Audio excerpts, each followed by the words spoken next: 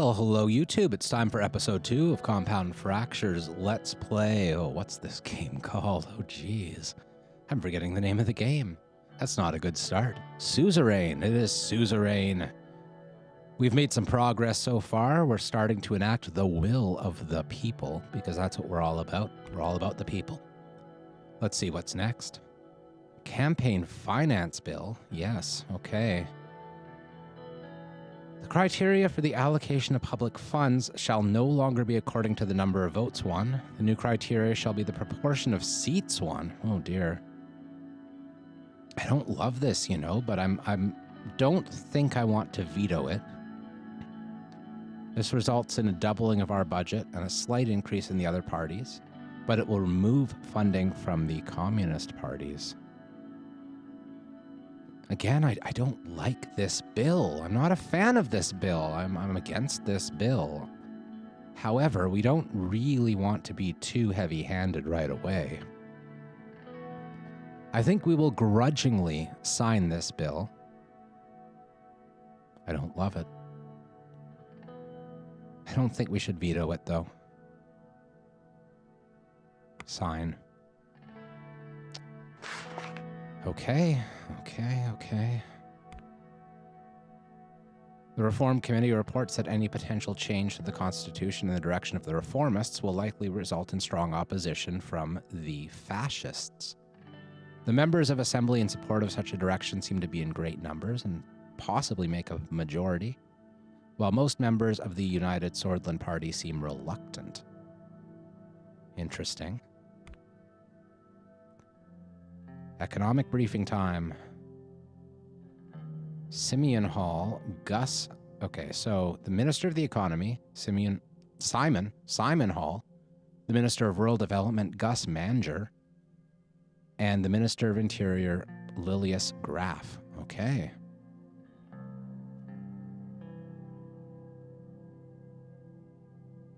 Motherly tone. Okay. Gus, do you really think that such an economically advanced area is in more need of investment than England? Lilius, my interior minister, strode in. She was clad in shades of brown and beige, the only spot of color a bright yellow Neurist star on her necklace. Gus followed closely behind. Don't be an idiot, Lilius. What about the unemployment crisis in the greater Hallsword and Guestland regions are going through? These areas are our economic heartland. Gus curled his hands into fists. The Minister of Agriculture and Rural Development's temper hadn't changed since his days in the Alfonso administration, but neither had his reputation for getting things done. His far-reaching network of connections was unlike any other. Simon Hall quickly stepped between the two ministers without looking at either of them. He cleared his throat. Good morning, Mr. President. Good morning, everyone. I am very well and motivated, Mr. Rain. It seems our ministers are feeling the same. Great to hear. Let's begin. Okay. Of course, Mr. President. Simon pulled a silk handkerchief out of his pocket and briefly wiped his glasses. My staff and I have comprehensively analyzed every aspect of... He was interrupted by a groan from one of the assistants by the door, both of whom were now visibly struggling to hold up the heavy projector. Oh, you can just put that there. He pointed below the painting of President Soul. Why is President Soul on our wall?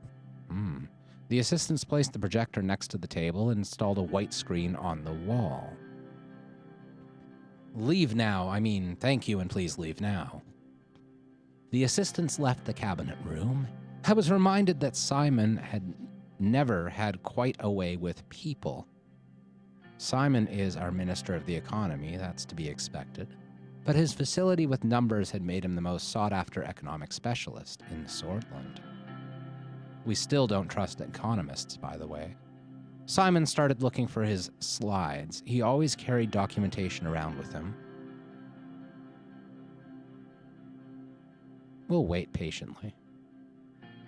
Lilius leaned to the table and spoke. Simon, what happened to the new police station constructed in Estord? While going through his briefcase, he paused for a moment to answer. It got stalled due to a government property boundary issue. I have been meaning to look at it. I can take a look at that one. Estord needs all the security help it can get. Oh dear, Lilius. Lilius Graf. This looks like an enemy. Sure, more time for me to spend on analyses. His eyes glittered when he finally found the slides he was looking for. I do enjoy a good PowerPoint presentation, people. Let's hope it's good. There have been some developments about the Swordish Wren losing further value today. We've been trying to stabilize it with the central bank. Maybe flight of capital is beginning. The recession of 51 put enormous pressure on the economy, resulting in the collapse of the value of our currency. The entire situation was a significant cause of concern for our administration. What would you like to know about the current economic situation? We want to look at unemployment and inflation. Those are things that deeply impact the living standards of our people. Unemployment has skyrocketed and is now at a staggering 16%, and the inflation is at a relative high of 7%. Sounds like we need to build some national industry. Unemployment is increasing crime and drug use. We need to get people off the street. The inflation isn't helping our average citizen either. What about the recession? The economy has been in a recession of about minus 6% in the past year. Oh dear. The average GDP has dropped from 15,000 to 10,000 from 1951 to now. This administration's success depends on our ability to stop the recession. The sooner we can reach GDP growth, the better. What is our GDP and debt situation? Our current GDP is 310 billion Swordish Wren, and the national debt is 427 billion. So our national debt is higher than our GDP, which is usually a warning sign in economics. It's still hard to fathom that we lost nearly 150 billion in wealth. The past 3 years were tough. Well, let's move on then. Simon scattered the paper stack in front of him in an orderly manner and took a final look at his notes before clearing his throat. This is going to be a challenge, people. As you can see, the situation is alarming, but not everything is negative. The extensive privatization program of Alfonso left us a large budget surplus, which we can use to stabilize the crisis. The primary subject we need to settle on is what general path we will take in our term. Solonomics-based nationalization happened in the 30s, and Alfonso's privatization began during the end of the 40s. What will our administration focus on? One of our main priorities was to promote a planned economy to stop the recession. To be frank, I don't think this was a good idea. Oh, Simon, Simon, Simon, I hate you. You are wrong. We shouldn't go back to Solonomics. It's the reason of the recession. Gus, you are absolutely correct. I like Gus. Self-sufficiency will help us in tough times, says Lilius. Interesting. Very interesting.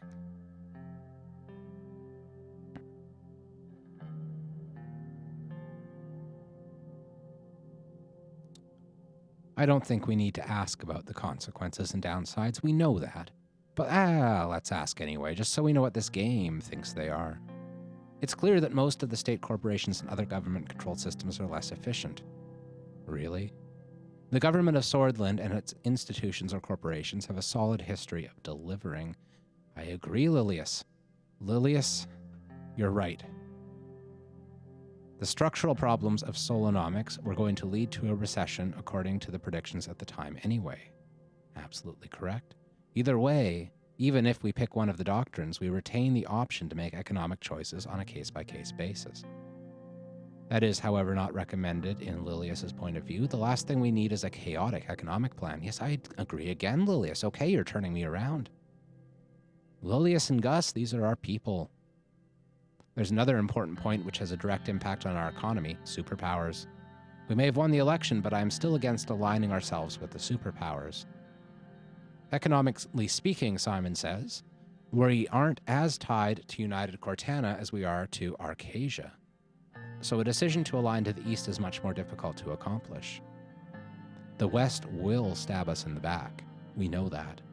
We must be very cautious. There are schemes being devised about Swordland.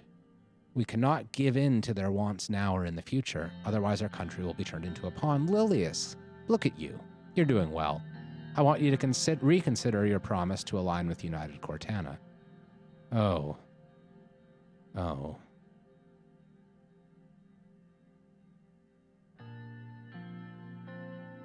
This is the answer. There is a revolution that was started by United Cortana, a permanent revolution, and Swordland must be a part of it. We must expand it and extend the democratic base.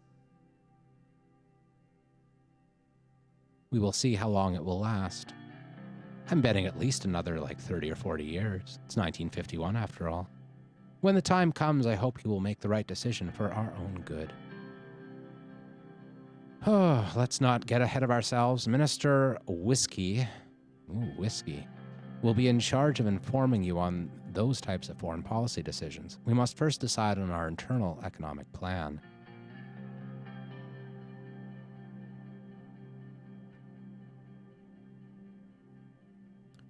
Okay.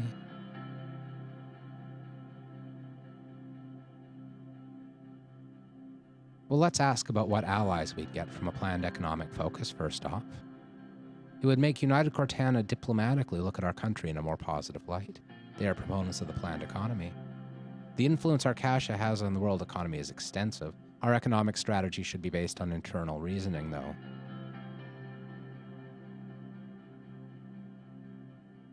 I think we have to thank Saul and his planned economy for the boom, because yes, that's very true. Oops, I skipped past a thing. Precisely the reason we should stick to the old system. State planning and regulation both showed great success in the 30s. But Gus thinks it was only for a limited time. I do not like Gus. I have mixed feelings about Lilius, and, oh no, I do like Gus. I liked Gus until now. What about our long-term schedule? Picking a construction company, trade relations, tax reform, and welfare privatization or nationalization initiatives would be some of them. We must choose wisely and remember that free market economy in all forms is the future of the world. Oh, Gus.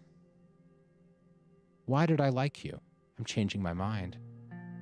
Now I like Lilius and her matronly tone. Let's move on. Final thoughts. Okay. This is our decision.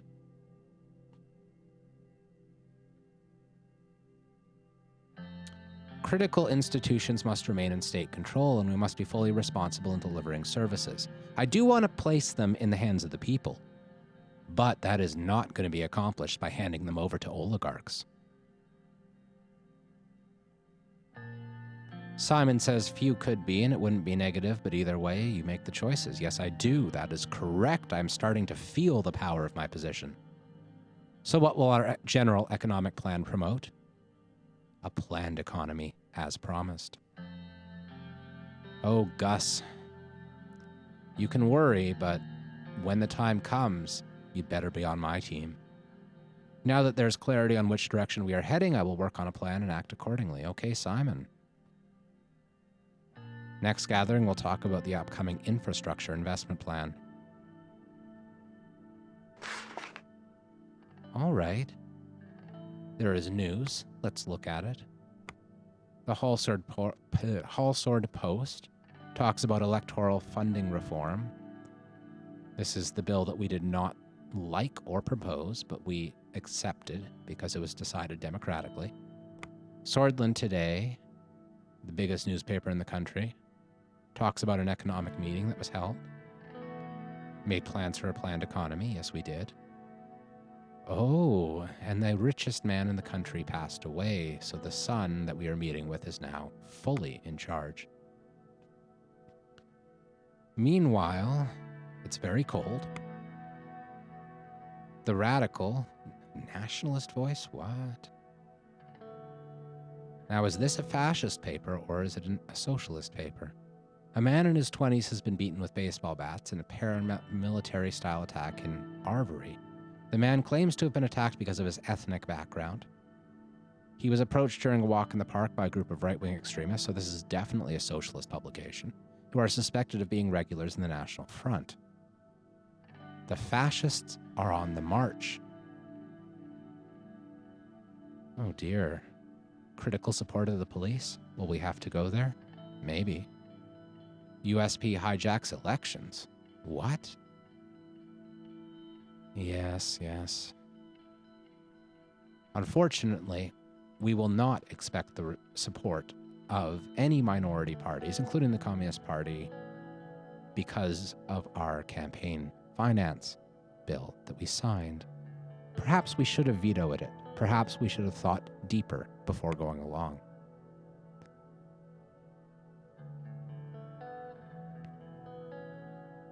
Okay, so... Right.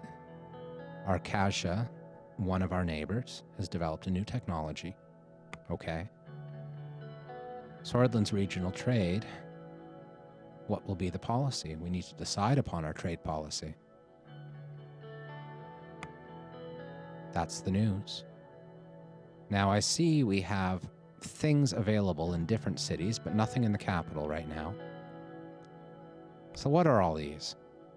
There's an infrastructure report. Oops. Oh, and it's... Oh no, it's still there. Okay. Read the report promising agricultural growth. Increasing homelessness. Oh dear.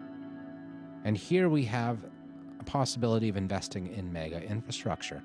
So let's read these reports first. Oh, and there's more reports up here. There's lots of reports.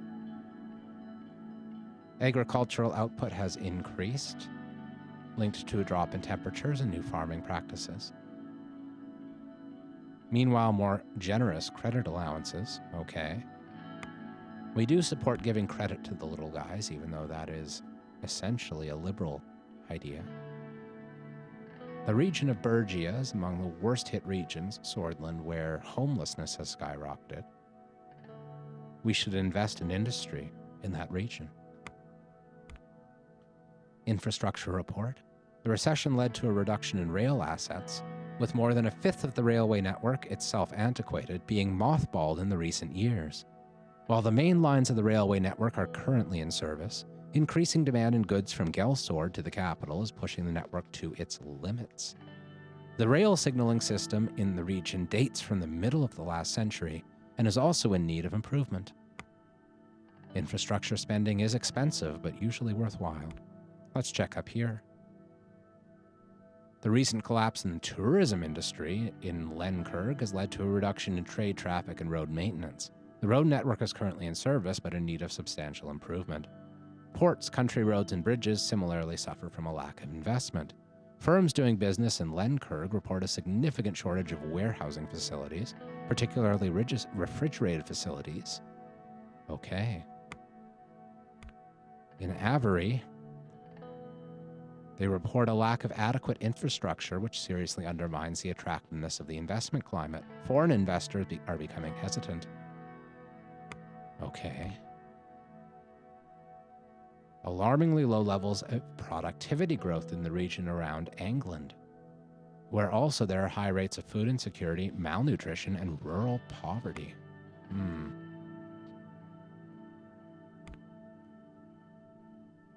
Number of people filing for unemployment continues to rise. You could say things are rough all over. So let's do the meeting. We've read all the reports. Oh, except this one. The port of Recession loses importance.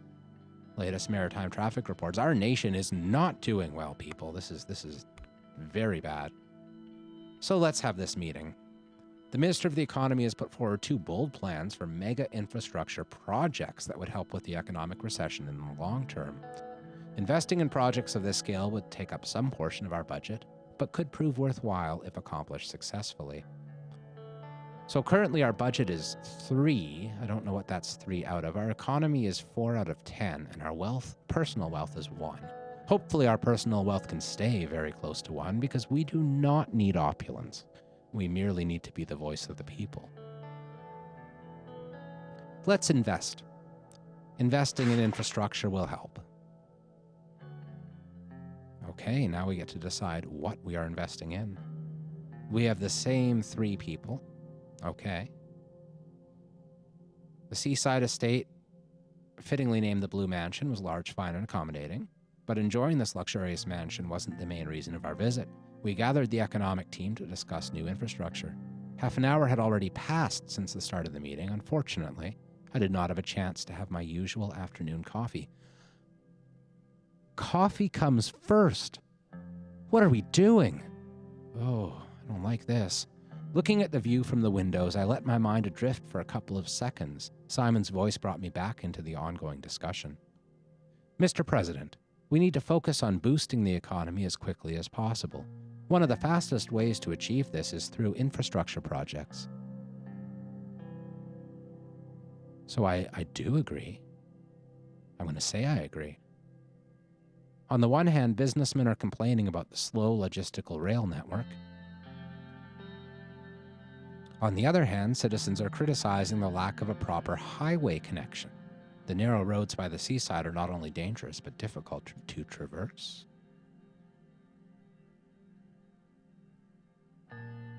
Interesting. On one hand, I feel like rail is more efficient in the long run. On the other hand, we really need to listen to our citizens. That is who elected us, after all. The citizens and their demands matter the most.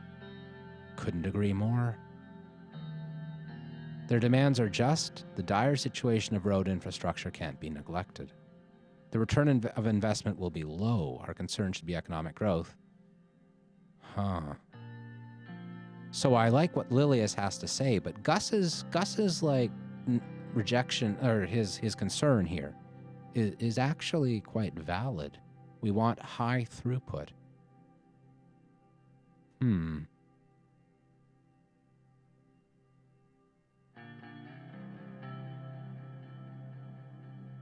Yes, let's continue to side with the people. Ooh, high-speed rail. I like that. The ministry can only support one project at a time. Let's move on to the details of each. Well, let's hear about the highway project first, and we'll just see. Aims to improve the abysmal state of the road network. The area is home to several million Agno, Sordish, and Sordish who feel neglected. There are no proper highway connections to and from England. Eric Neal has been asking for a bigger budget to develop regional infrastructure. He told us that even trucks are having a hard time traveling through the main roads. Interesting. It must be cumbersome for the citizens. It's all about the people. Oh, Lilius! Look at you. You're right with me. So Lilius is pointing at Leckhaven. Okay, where's Leckhaven?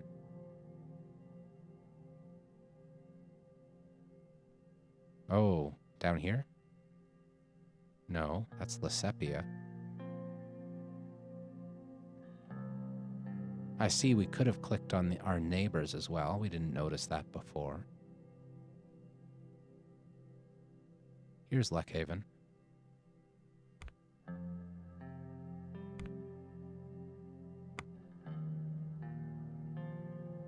The highway starts here and goes to Lenkirk. Where's that? Here. That will be a highway. That's a pretty important route, it seems to me. From here, it goes all the way to Avery.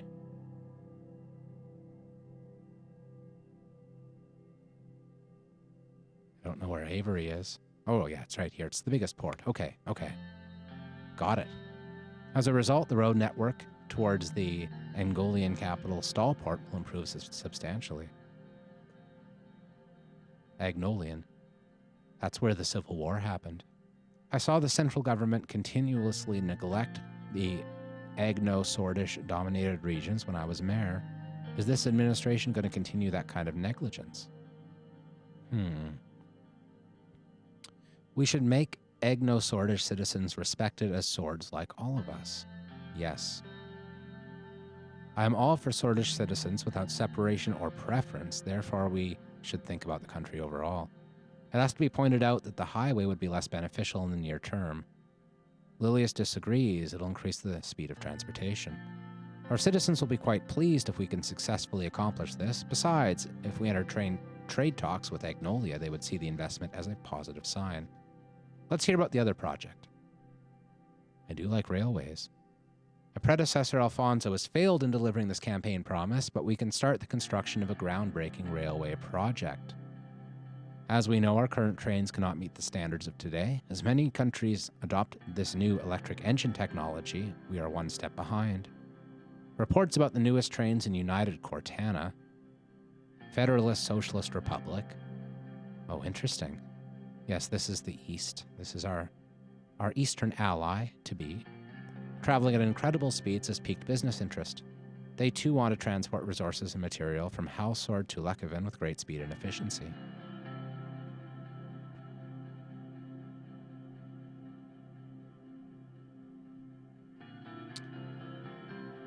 Okay, so I like high technology. I think that's important. I think technological development will help us out of this recession. I also think the major cities, where the most people are the best way to help the people, because that's where they are. So both of these are interesting possibilities.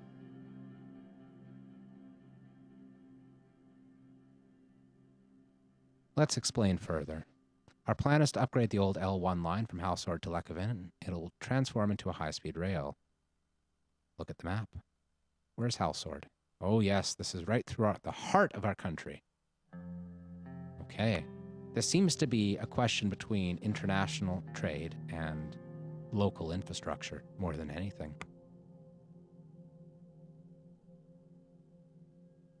So it'll go from the capital. This is the rail line here. Okay.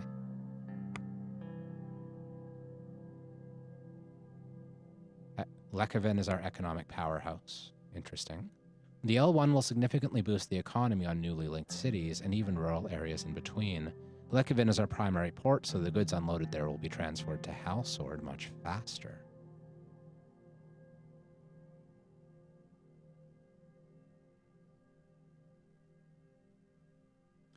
Yes, we should link these rural areas in the middle with the major cities. We are talking about the wealthiest regions, forgetting about England, which needs it more. I agree, Lilius. Lilius, you are... Oh, dear. Lilius is right about the people in the less developed regions needing development more. And we like our neighbors who had their civil war. We want to help them just like we helped the refugees once upon a time. On the other hand, rail is the future, not automobiles. Now I must make a decision.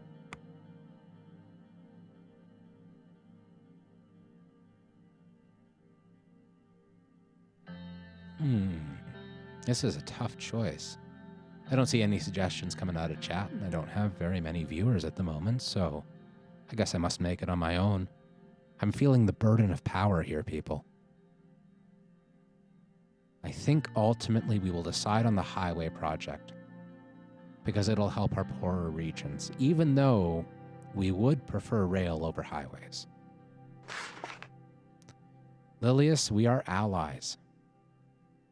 Okay.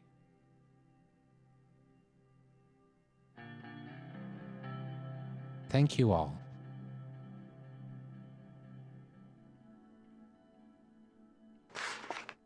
There's the highway project. Let's check out our neighbors a little bit. Let's check out Agnolia here. They congratulated us on the election and praised our party's stance. Oh, good. He signaled his wishes to continue the trade partnership. Our highway will help that. Okay. Is there anything else from our neighbors? Oh, here's one. Congratulations. Wish for a cooperative future. Founded by a baron. Oh, dear. They went through a golden age thanks to mining. Ooh, proxy war. Okay. Interesting. Lesbia. They want a beneficial partnership.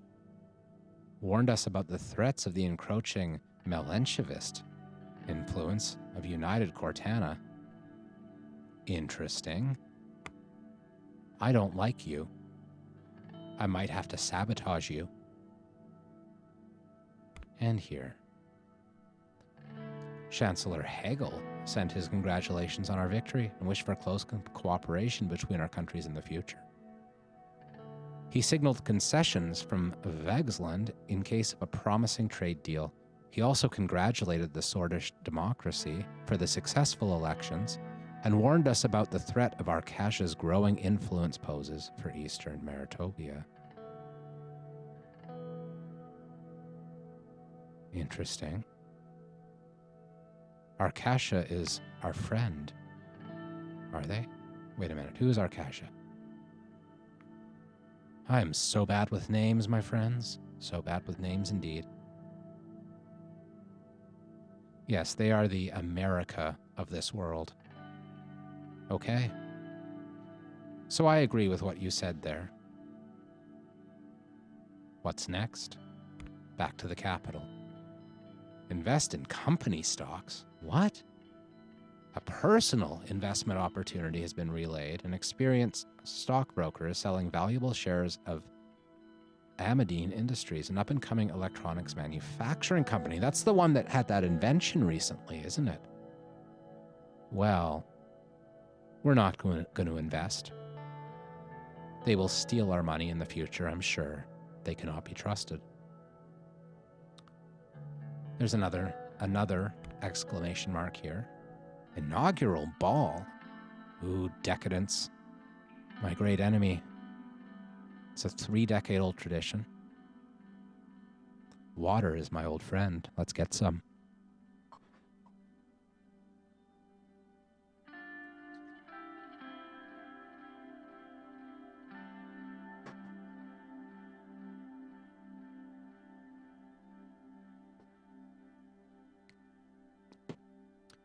I called on my lovely wife, Monica, to get the children ready. Looking in the mirror, I strengthened my tie and took a deep breath. After tonight, there would be no turning back. Suddenly, Deanna hugged me from behind, startling me a little.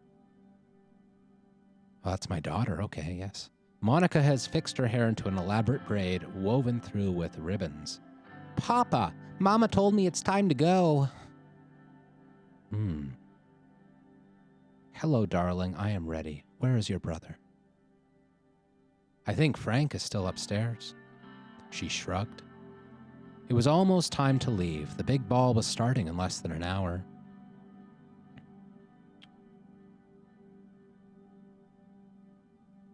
Darling, Frank, it's time. We'll be nice to our family.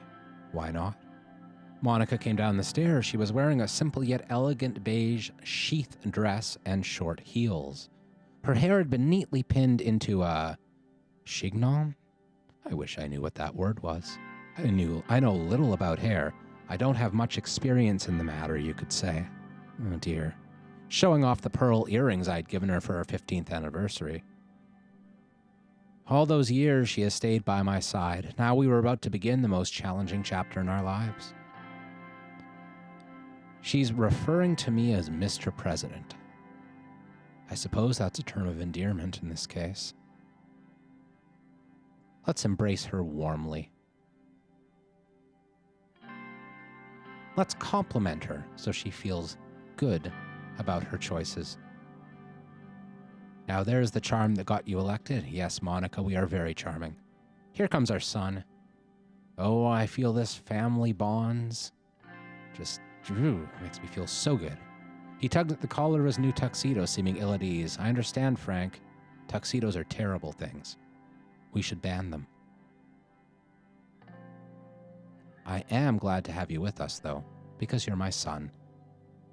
Ah. Papa, are these people going to be around us from now on?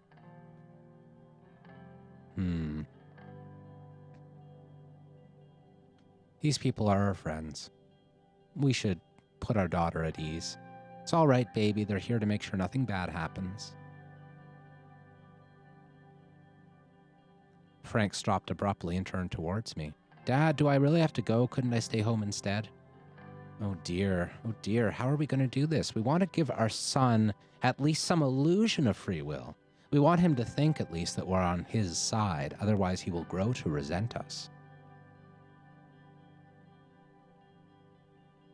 Let's relate to him. We will acknowledge his feelings, like a true father should. And he agrees with us. Oh, parenting.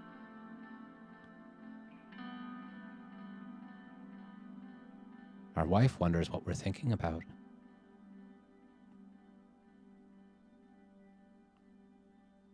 I was thinking we've come a long way together. So much more we will accomplish. I couldn't agree more, Monica. Aw, they'll be here for me. And our daughter will help us fix things. And our son is looking very rambunctious. He might be a teenager. Is he a teenager? High school. No wonder. Never trust high schoolers. If there's any high schoolers in my audience here, by the way, you are the one and only exception. You are special and trustworthy. But don't trust your peers. Never trust your peers.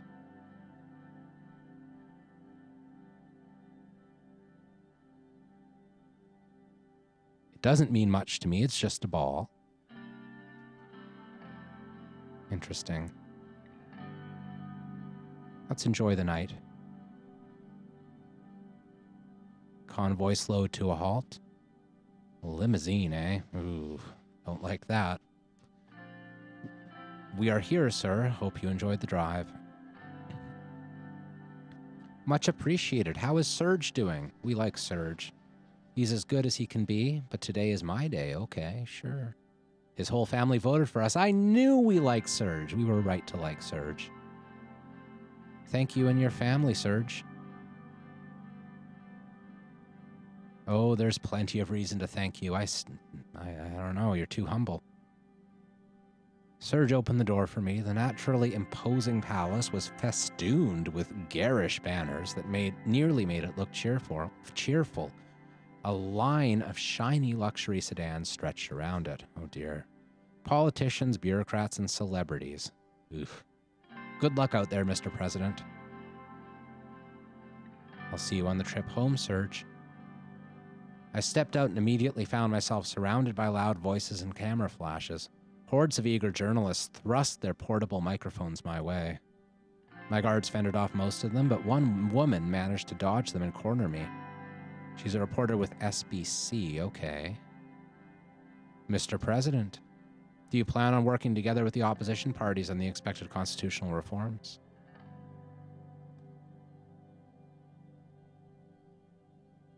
We are not going to work with everybody. There are fascists in Parliament. We will not work with them.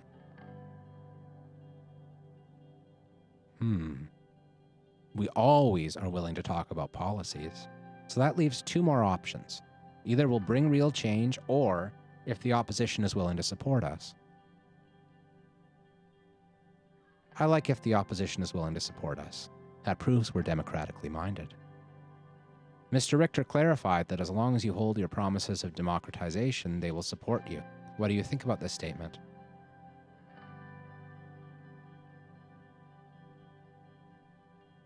We want the other parties to join him. Democratization is a wonderful thing. One more question. One of your first acts as president was to sign a campaign finance law allocating public election funds by seats in the assembly. Is this a deliberate attempt to defund? It absolutely is not a deliberate attempt to defund.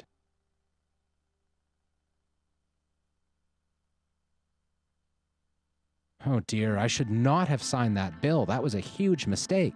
We have made a terrible blunder in the early days of our presidency, and now we just have to hope it does not come back to hurt us. Let's talk about democracy. We will reach out to those parties later and hope that they accept our humble apologies.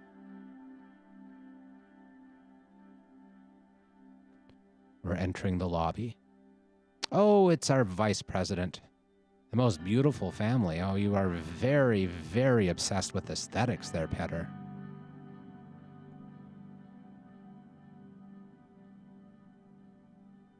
Huh.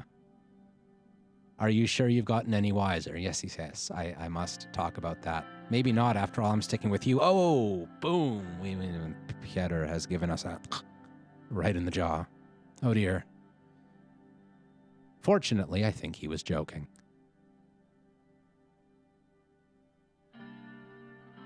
Pieter's wife, Evelyn.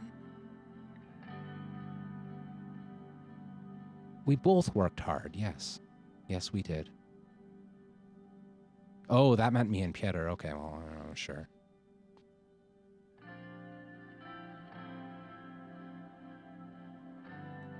Oof, I don't really like reaping rewards very much here. So let's say I hope you will show the same enthusiasm on the job as you do for partying.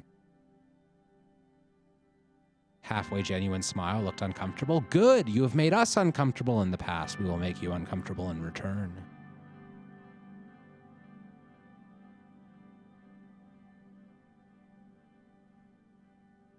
Oh, Evelyn. Yes, Monica, our wife is better than our vice president's wife. She plans to use her power to advance the position of women. Equal rights for our sex are long overdue. Yes, they are. Absolutely, and we'll work together to achieve that. Yes, we will. Oh, Monica, I am in love. Deanna suddenly jumped between us and tugged on my sleeve. Papa, can we go? I want to see the ballroom. I'm done with this conversation, so of course, darling, let's go to the ballroom. Inside, we are again surrounded by a noisy crowd, but this time it was the politicians who sought to appease the new authority. I spent the next few hours shaking hands, joining various conversations, some serious, some superficial, and making speeches. We finally settled down at our dinner table, with the Vecturns as the band started playing some slow jazz tunes. Oof, that was tiring.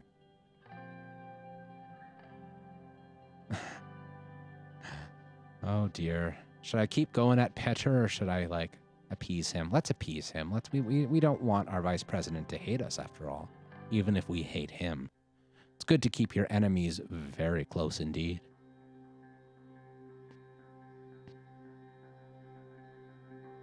Oh no. Something is happening. A loud noise from outside the ballroom, then another, then another. Sounds like explosions. This is real trouble. The musicians stopped playing. Everyone in the room was looking around in confusion. Pieter and I turned towards each other, realization dawning on both of our faces. Fireworks, he says? Oh, poor silly Pieter. It is clearly not fireworks. You are naive.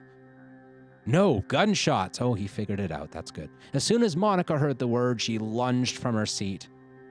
We will shield Monica and the kids. We will be selfless in this. We never should have gone. You're right. This opulence will only bring about our fall. Chaos broke out as some guests flung themselves under the table and others ran towards the door screaming. Deanna burst in tears while Frank tried to comfort her. Carl, the Swordish police officer, well, an easy, that's okay. It's okay. We need some police for situations like this. He was running towards us with 3 more police officers. They all had their guns drawn. As soon as he made it to us and saw that we were unharmed, he let out a sigh of relief. Status report. 1 second. Check the perimeter now. Paul, Jensen, follow my lead. Bring them to the safe room. Now turn to Monica, Evelyn, and the children, spoke in a softer voice. Do not worry. Please follow me. We promptly followed Carl through the winding halls and corridors of the palace. His men still had their guns drawn, which did nothing to ease the tension. On the way, Pieter made an attempt to break the silence. What a fucking night. Well, he got that right. You can say that again. Please don't, though. I don't actually mean it. Carl turned to us with a serious face as we were about to round a corner. Quiet, please. Sorry, I talk when I get nervous. Oh, good job, Evelyn. My wife again to our rescue. Carl flipped a switch on the wall and the panel opened, revealing a hidden staircase leading to a large reinforced door. Expensive leather sofas. Okay, sure. All right. Security monitors on the wall displayed the grainy footage of each room in the palace. There was a boardroom and a pantry containing enough provisions to last us months. Monica and Evelyn sat the children down and started wiping their tears. Carl stepped away from us and made a few radio calls. When he was done, he returned to me and Piotr.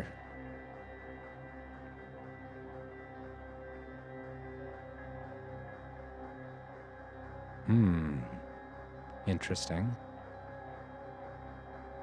What's the status? Carl's radio suddenly cracked to life. When it fell silent, he turned to us. Good news, we are not in any danger at the moment. The situation has been dealt with and the perimeter has been secured by the guards and the police. He glanced towards Monica, Evelyn, and the kids, if I may, sir.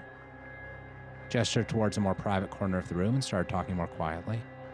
This is what we know so far. We have confirmed that 2 people were gunned down in front of the palace. The gunman is one of them, and we are sure that he was working alone. Oh, Carl. How can you be so sure? He must have had reason. Maybe it's that bill we signed. Maybe this is our fault. The attacker fired 3 shots at an MP, 1 to the head, 2 to the body, instantly killing him. Oh dear, which MP was that? Presidential guards at the palace immediately shot and killed the attacker. The gunman has not been identified.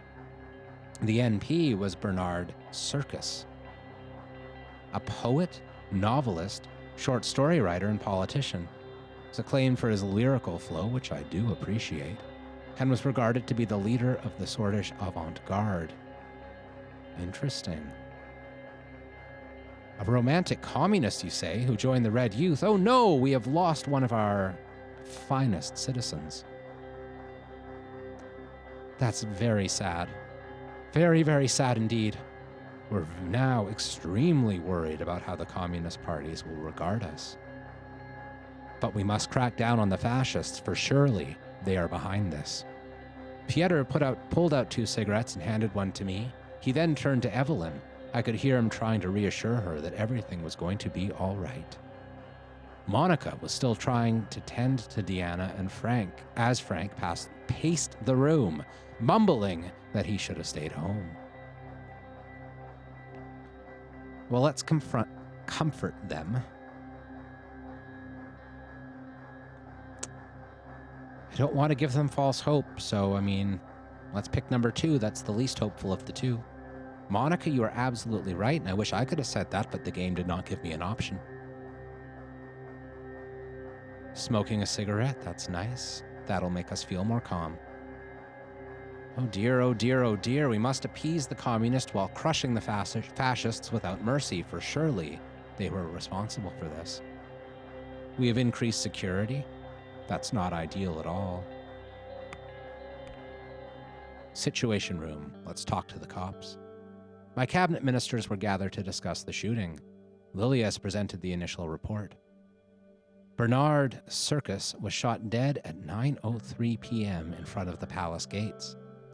He was an elected independent member of the assembly and, as you know, a famous communist.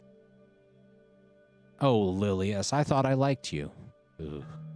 The guards at the scene were 50 meters away and immediately took action by responding and killing the assailant, who was identified as a member of the nationalist organization Young Swords. Oh, they're the Proud Boys of our country. They must be smashed without mercy.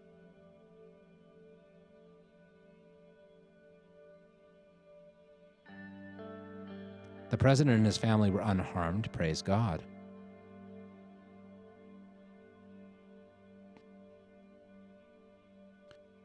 Interesting.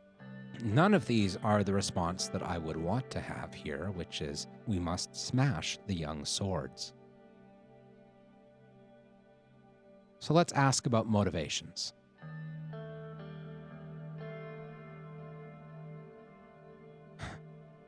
Dangerous atmosphere where left versus right political violence of the 1920s might spark once again.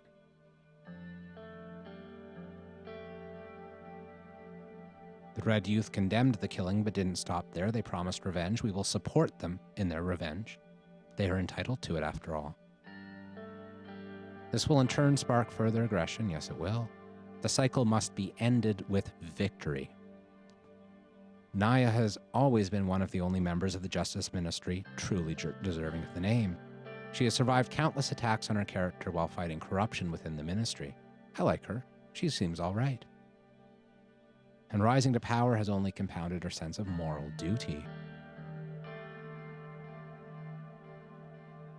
She seems very apolitical. She seems to have one of those, she's from a wealthy family that lost assets in the nationalization plan. She is a member of the United Swordland Party. Interesting. She seems like one of those people who believes that justice is apolitical. I'll tell you people, justice is very political. It always has been, and always will be.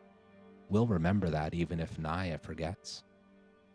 Freedom of expression is part of our Constitution. We can't have anyone, let alone an MP, shot for voicing differing opinions. Here we go. The nationalist young swords have overstepped and they should be put under the loop for such extreme action. Yes, they should. This is not a simple overstep, but an attack on our country. Correct, Naya. For political opinions is a thing of the past. Our administration is building something new. Agreed, we will reach out to the NFP and request them to calm the situation with the young swords. Okay, yes, they are allies. Yes, these are the two fascist groups. These two groups have ties, and Mr. Kibbener sees reason after all, which can't be said about the young swords. The Minister of Defense, Lancia here. Where are you? Isef Lancia. Swordish National. What's your deal? It's an army dude. Heroism and accomplishments during the Wayland Civil War. Okay. Respected among nationalists. Is credited with several major military operations. Interesting. Okay. With all due respect, ma'am, but we shouldn't be so quick to jump to conclusions without having a full investigation concluded. Oh, we do not need to investigate the whims of the fash. We only need to punch them in the face.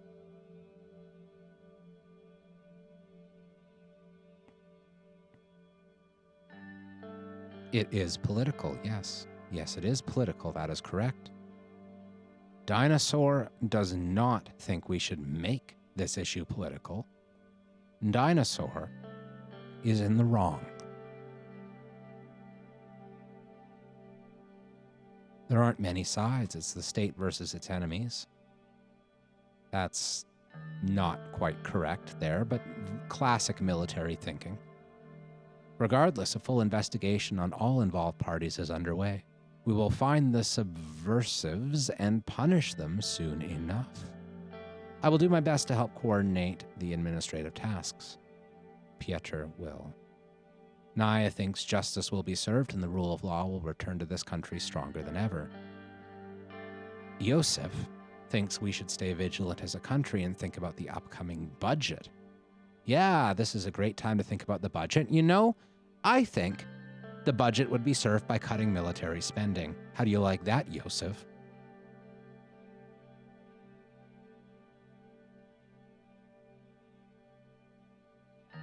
We should not lose sight of our real political goals. Agreed. These matters shouldn't distract us. Okay, you're right, Dinosaur. Took some notes. Seems that the tensions between communists and nationalists will escalate further. I don't doubt it for a second. It'll be very difficult to pass any meaningful change if there's chaos.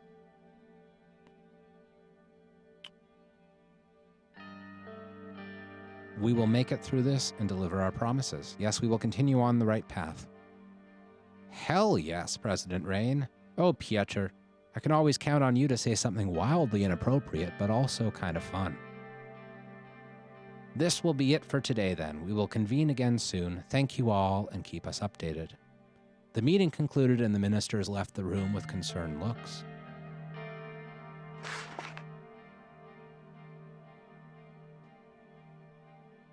Okay. So we don't have any exclamation marks on the map right now, but if we hit continue, I bet we will. Probably should have looked at the news, to be real. Should have seen what the newspapers had to say about that assassination.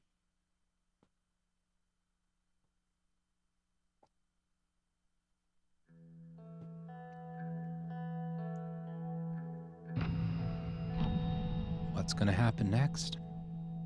Well, let's start this time by looking at the news. Politician shot dead. And this is the biggest newspaper, the sort of centrist one, I guess. Grisly details of the death. No, this is the biggest one, okay. Unity despite differences, to pass to the future. Okay. Murder was a method of the past. I don't know, I think murder is always an effective method, unfortunately. We wish we could live in a fancy world where murder does not occur and where murder is not effective. But as we have learned from the past, and as we have learned from the actions of the CIA over the years and the FBI, murdering the right person can be very effective for disarming a movement. It's terrible, but it's also terribly true. We must try not to be murdered in this game, because that could disarm us. After the attacks prompted riots, a member of the Young Swords assassinated a member of the Assembly. Yes. This is terrible. This is all very terrible. The Radical has a eulogy for Bernard Circus. It's very, very sad. Symbol of freedom. Oh. The economists want to bail out business. Of course they do. Okay. That is all the news of the day. Now let's go through these reports again and we'll see what's happening. Communist Party leader suspected of bomb attack. What? An unattended bag in front of the NFP office, the National Front, was destroyed by police on suspicions of a bomb threat. Communists are trying to bomb the fascists, it turns out. Critical support for that. Very critical. But you know, screw the fascists. Meanwhile, weapons seized in a cultural center. The Young Swords Cultural Center. Good job, Armed Forces. I'm glad you seized those. The Young Swords Youth Wing leader dead after terror attack. Okay. That seems like perhaps a justified murder. When you murder a murderer, is it truly murder? We don't know. That is a question for our age. A cache found with Rumberg-made weapons included 40. Oh man, that's a lot of weapons here. KA-74s. That's yeah. No suspects detained. Interesting. Police understaffed to deal with the ongoing political violence. Hopefully we can find a way to deal with it that does not involve giving more money to the police. They're also overburdened and escorted. The police always want more money and rarely need it, but I think this might be a case where they actually have an argument. Illegal firearms found in the Communist Party office. Okay.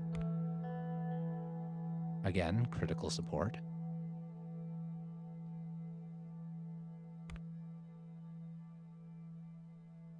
Houghton critiques trade. The leader of Agnolia has diplomatically critiqued the imbalance of trade. Okay. They seem to be doing an awful lot of that. Well, let's go here. Let's read the report of BFF activity. The Bludish Freedom Front, militant and political organization. What are you? Independent Bludish state. I think that's like some sort of a Kurd analog, it seems like.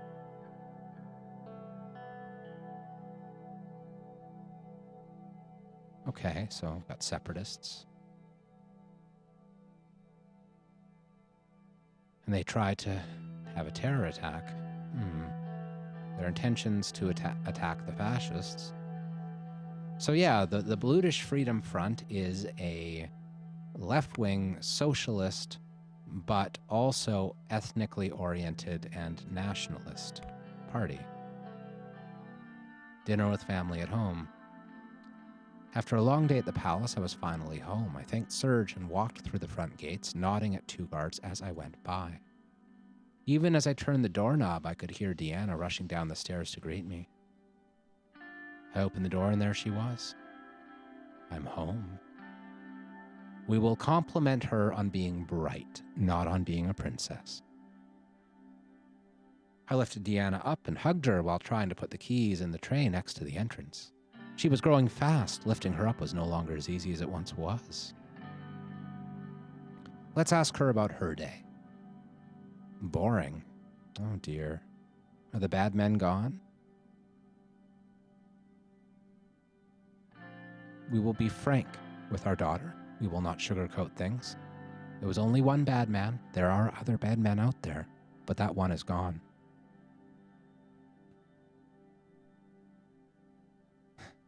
She can run in the house if she wants to. We do like our wife. We want to tag team this discipline here, so if she thinks that should be sure, okay. Monica approached me and kissed me on the cheek. A tantalizing smell wafted from the kitchen behind her.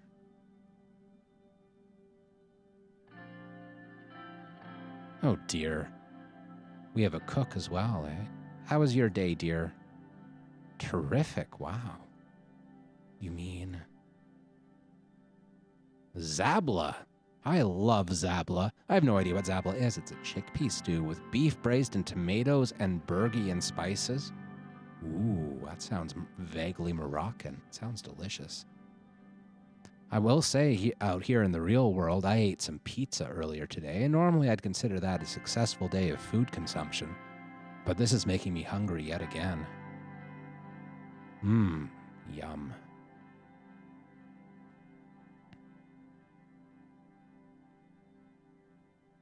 It is indeed my lucky day.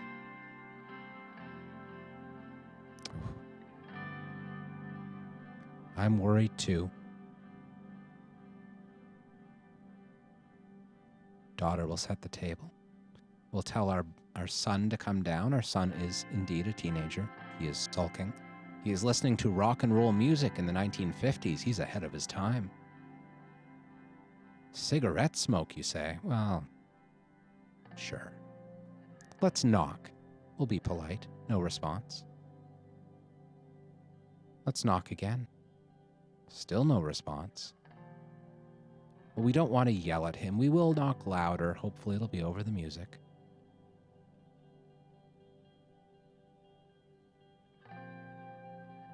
Oh dear. We'll ignore the teenage rebellion. It's a little word to the wise. If you come down hard on teenage rebellion, it'll only increase. We do want an agreeable child, but we also want a child with free will, so we will encourage him to have free will.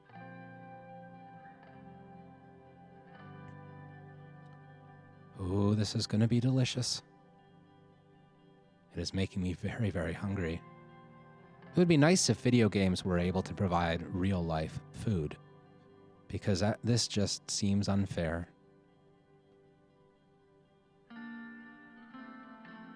The owner of the grocery store has been there for 30 years. What if you were president for 20 years? I do not want this country to suffer. That's right. The grocer's a really nice person. How's it going to be? We're going to sit here like nothing happened. Dad, you could have been killed. Mom, you could have been killed. Oh, I don't know about that. We had a lot of security around us, as useless as they may have been. They did something, clearly.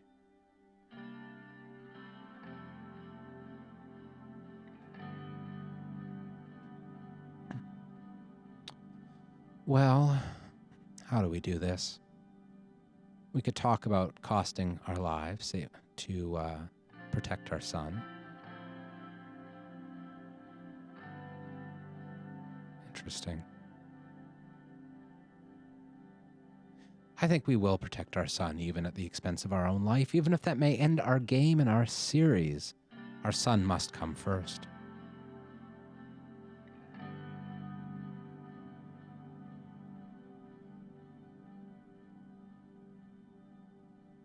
It was one rogue shooter. We were not the target.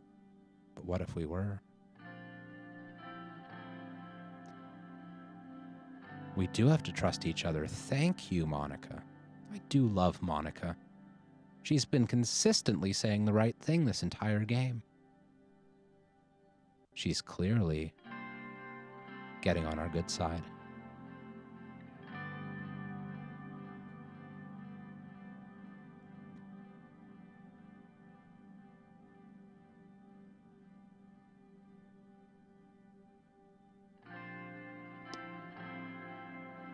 I think there's not much longer we can shield him.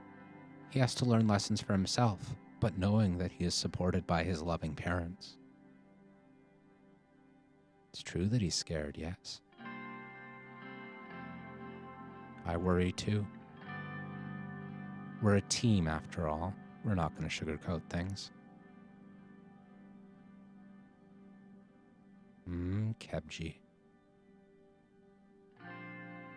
Had I been lying to Frank and Deanna? Was the threat to my family over?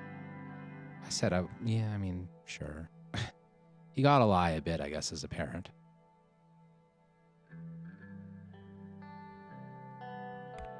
Oh, there's more news. Protests. Red youth flags.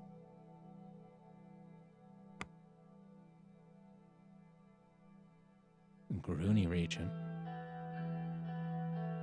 Protesters raised their concerns about the young swords. Okay, that's good. Political chaos. Okay. NFP. This is the fascist paper, clearly. We will ignore it. The wrong economy. Oh, the economists do not like our planning. We are very surprised.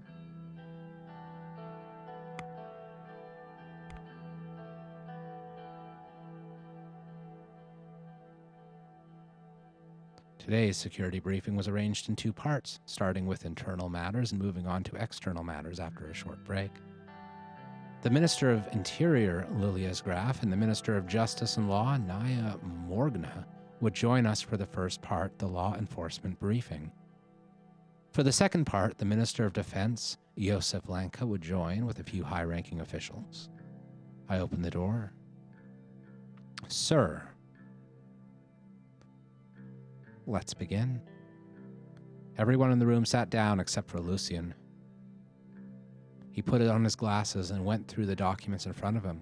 Shortly after, he raised his head to address the attendees. Mr. President, ladies, we will kick off today's meeting with the internal security briefing. I'm assuming everyone has already been over the agenda. We all have busy schedules, so without further ado, I will jump into our first topic. As we feared, the political atmosphere has worsened. Naya says the reports around the country indicate that tensions are rising as we feared. What is the status on the Bernard Circus investigation? I've received news this morning that the investigation into the murder of Bernard Circus has concluded. Great news, I'm eager to hear the details. After further research and testimonies, we have confirmed the intention and also the events leading up to the shooting.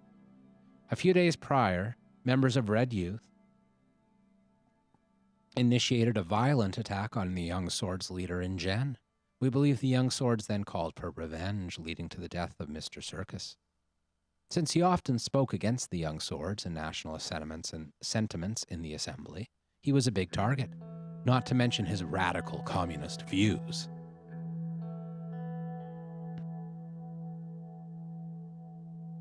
Radical? Swordland just lost a great writer. For what? It is unfortunate, but it is likely that an incident would happen. She handed over the report and pointed at a highlighted section. The investigation revealed a very troubling fact. The funding sources of Red Youth have a clear link to United Cortana. Good for them. What does this mean? The communist superpower is meddling in our affairs. Oh dear. Several Red Youth members with ties to United Cortana have been detained, and the information extracted from them points to a preparation for a communist uprising. It isn't unusual for the superpowers to influence other nations, but I think this case is a little far-fetched. The left lacks popular support in Swordland. I think Dinosaur is living up to his name. I don't think he understands the true situation of the day. Naya eagerly lifted her hand. I motioned for her to speak. I went over the report in detail. It would be wrong to jump to conclusions about a clear foreign interference yet. United Cortana has humanitarian and cultural ties with many countries, including Swordland. Interesting.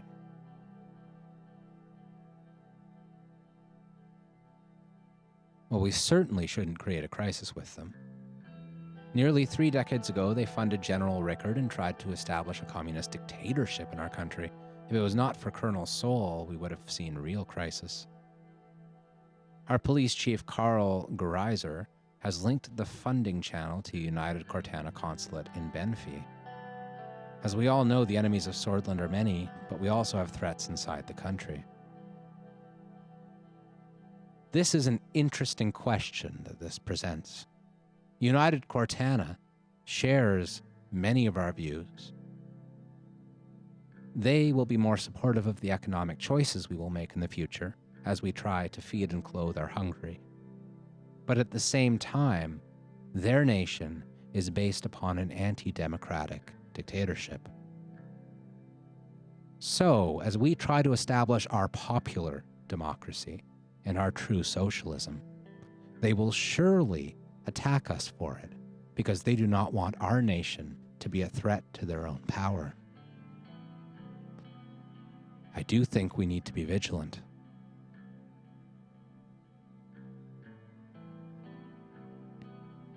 At the same time, I'm weary of painting them as our primary enemy here.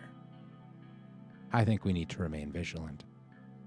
If we give up essential freedoms to purchase temporary security, we deserve neither freedoms nor security. Yes, you're right.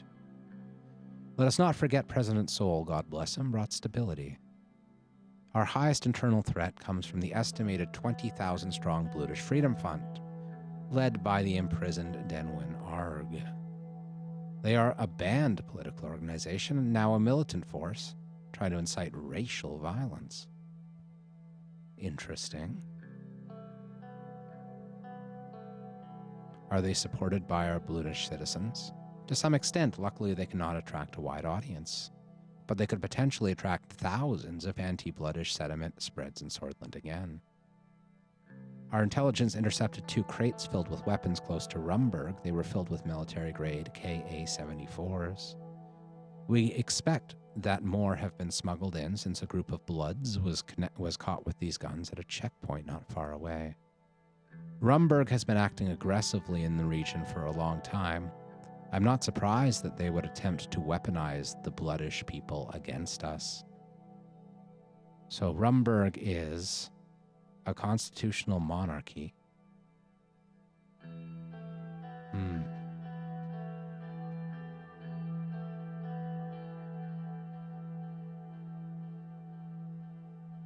Okay, so what's their current political situation? Strong economy and a below-average civil rights record with very few political freedoms. They do have good science and military technology. They are dangerous. And they work with the West. That's interesting.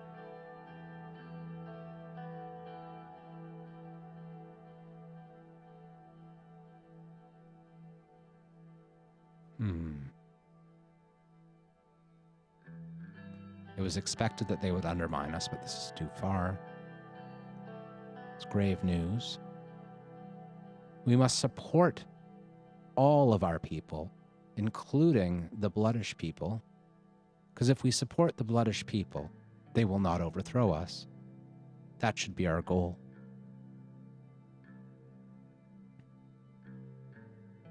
Two crime families, you say?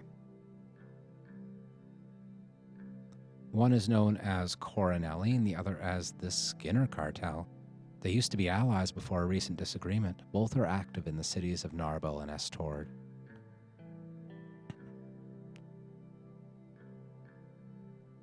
Well, hopefully Lilius can help. Doing your best, eh? Be honest with you, with our current capabilities, we may not be able to prevent the further arming of separatists. We should, I think, have a referendum within the region. If they want to separate, they're free to do so. But if the referendum fails, hopefully that will blunt the reaction against us. If law enforcement budgets aren't increased, I can't be fully responsible for what happens. Oh dear. I don't want to increase the law enforcement budget. I don't think that's the way to deal with this. However, law enforcement may be necessary for putting down the fascists. Now, we know in the real world that law enforcement would absolutely side with the fascists virtually every time if they have a choice. We don't know, however, if this fake world in this here video game corresponds to those same rules. And so far, law enforcement seems to be remarkably level-headed and even-handed. But still, never trust a cop. So I will not increase funding.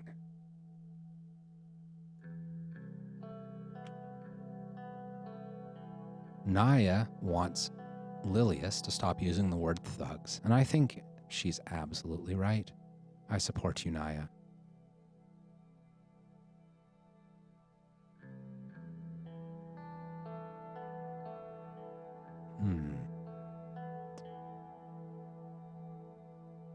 A higher budget, you say?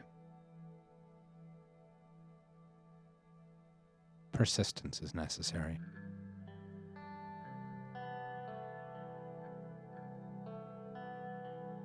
Interesting. Thank you for the overview.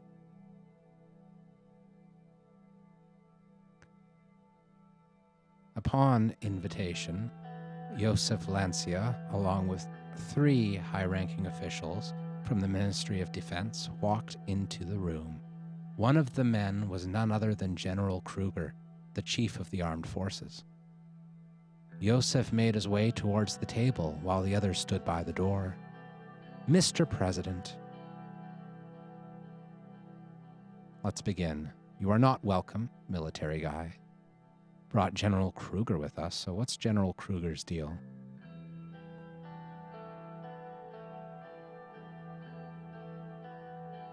One of the supporters of Saul, I see. Okay, sure. Kruger stepped forward and saluted. He had a strong jaw with sharp cheekbones. His tall stature, uniform, and medals, combined with his deep and intense stare, made him look threatening. Dear. He was in his late 70s, yet he had a bulky body that was a result of his commando training. Not only was he the second most decorated officer in Swordland, he was also the longest serving. General Kruger. Mr. President, it's an honor. Joseph tapped his foot impatiently. He seemed uneasy with the presence of another high-ranking officer. Gentlemen, thanks for coming to this significant gathering. Let's begin. Joseph and Vulcan took their seats at the table while the rest of the officers stood by the door. Mr. President, the situation at the western and northern borders towards Rumburg is very tense. We are observing deployments of divisions closer to our border. Rumburg has been acting increasingly expansionist in the past decades and has also interfered in Agnolia, but now they have turned their sights on us. Oh, Rumburg. What is your current strategy, generals? Patrolling close to the borders with our border force and keeping Army Reserve divisions near. It seems like they want to increase the pressure both externally and internally. Mr. President, if I may. Yes, you seem slightly better than the other general. The picture is becoming clearer, the latest information from the interior about the weapon caches, and now there is an active military buildup close to our borders.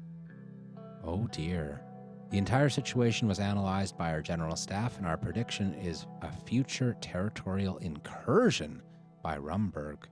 Well, that's terrible.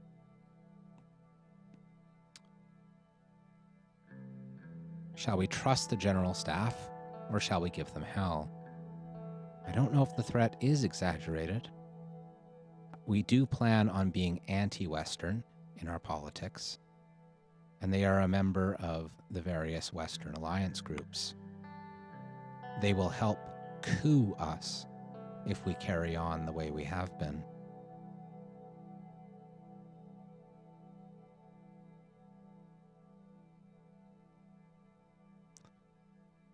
Generally speaking, I do not trust generals, but at the same time, I don't want to be overconfident. So let's just choose the middle ground response. Oh dear, an increase in the military budget.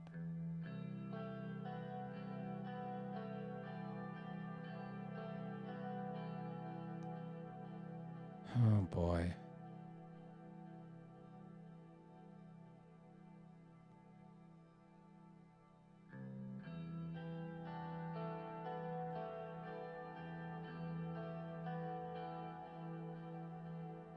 I think probably we should be non-committal here. If we later learn that in fact war is inevitable and is coming right around the corner, and the game does not present us with the opportunity to arm the people in revolutionary self-defense, we may have to increase military funding then. We might have no choice. But at the moment, we will stick by our promises. A glimmer of hope, okay. Our forces would crumble, yes, they probably would, that's probably true. I agree, regional allies are a great idea. So what are these two? Vauxland is a socialist republic. That's real nice. And Lesbia is a parliamentary republic. Okay, so we'll lean towards Vauxland, but either of them are okay.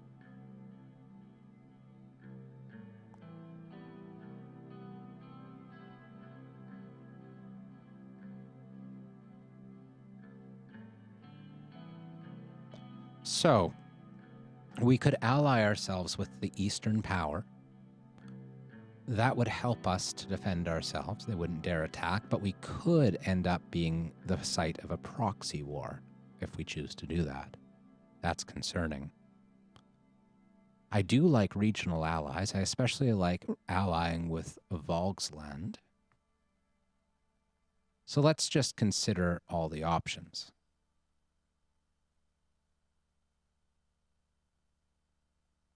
Interesting. Soldier entered the room and a call has come through the ministry.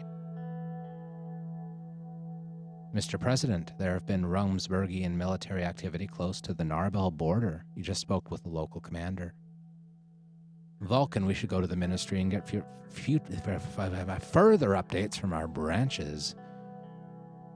Understood. Raising military readiness is the first call of action.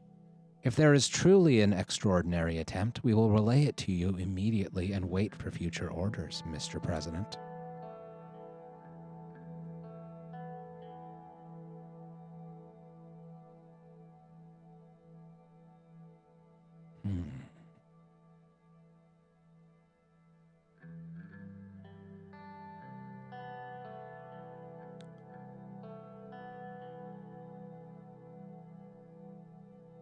Interesting. Make sure they know we are observant and ready. Rumsburg was already testing us, and the reports from the interior indicate interference within our borders. Rumsburg expansionism. What was next? Swordland had always been a key piece in the chessboard of the global rivalry between Arcasia and the United Contana, but in recent years there was no such aggression from Rumburg, not at these levels at least. All it takes is one tiny spark to start the flames of war. Well, isn't that always the case? The phone rang. Rumburg had decided to close their consulate. Oh, that is very bad indeed.